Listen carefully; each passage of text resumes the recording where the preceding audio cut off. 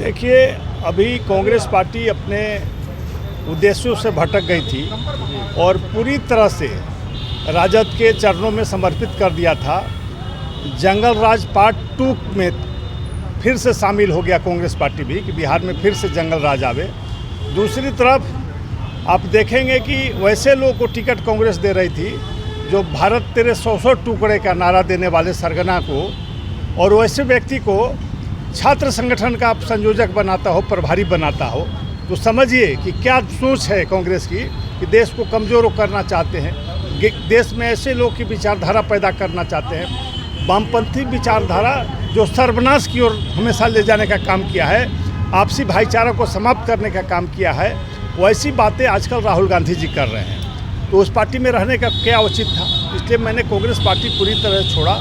और हम नहीं चाहते हैं कि बिहार में फिर से वो दौर आवे जो जंगल राज में लोगों ने देखा था, किस तरह से प्रत्येक दिन नरसंहार होते थे, हत्याएं होती थी, सड़कों पर चलना मुश्किल था।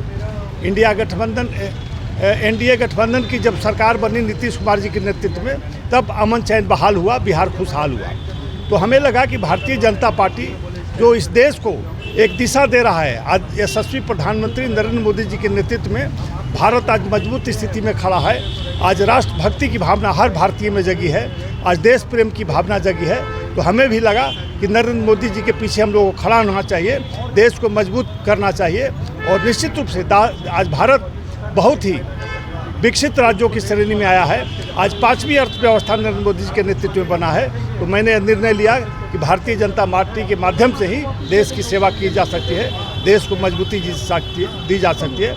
इसलिए मैंने भारतीय जनता पार्टी में आना। कांग्रेस का एक आरोप है, उसका प्रदेश अध्यक्ष जो आरोप लगा रहे हैं कि बीजेपी महिलाओं को टिकट नहीं दिया है। देखिए, टिकट में बहुत तरह की बातें होती है, स्थानीय स्तर पर होते हैं, स्थानीय नेतृत्व में इसने निर्णय लेता है, नाम सुझाता है, उस पर टिकट मिलता है, ऐसी बात नहीं है। और कई एक राज्यों में मिले हैं, बिहार में ठीक है नहीं मिले हैं, लेकिन दूसरे हमारे राज्यों में देखेंगे तो बहुत टिकट मिले हैं। और कांग्रेस पार्टी तो किसको दे रही है आप देख लीजिए, सारे टिकट बेच दिए, बाप बेटा वहाँ टिकट ले रहा है।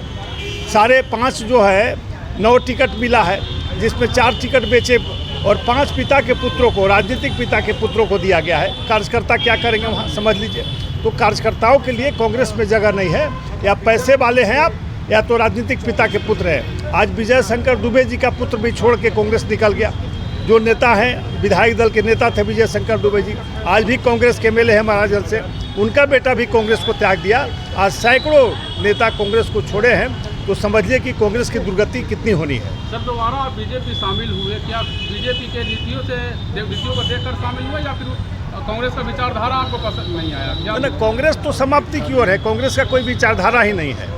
सत्ता में आने के लिए कोई भी बात कर सकती है, किसी के चरणों में गिर सकती है, लेकिन निश्चित रूप से हमें प्रभावित किया यशस्वी प्रधानमंत्री का जो अभी बड़े बड़े निर्णय देश हित में हुए हैं, देश को आज मजबूत करने का काम किया है। और भारतीय जनता पार्टी की जो विचारधारा है राष्ट्रभक्ति की, राष्ट्र प्रेम की, तो उसे मैं प्रभावित होकर भारतीय जनता पार्टी ज्वाइन किया। कांग्रेस को ये भी कहना है कि मोदी जी की जो गारंटी है 400 पार वाला, वो फेल होते हुए नजर आ रहा है। देखिए, कांग्रेस के पास बोलने के लिए क्या है, कहीं न कहीं दूसरे के सहारे चल रही है कांग्रेस पार्टी। कितनी बुरी हाल है कि लालू जी ने सारे टिकट पहले ही बांट दिए, समझौता के पहले। समझिए कितनी दुर्गति हो रही है। ममता बनर्जी जो गठबंधन में एक टिकट नहीं दिया, आज केरल में जहां से लड़ रहे थे राहुल गांधी चुनाव, वहां उनके सहयोगी ने, डी राजा ने अपनी पत्नी को टिकट दे दिया। तो एक ऐसा गठबंधन है। तो हमें नहीं समझ में आ रहा कि आज किस स्थिति में कांग्रेस एक भिखारी की स्थिति में खड़ी है और सारे अपने जो विचारधारा उसको त्याग दिया है।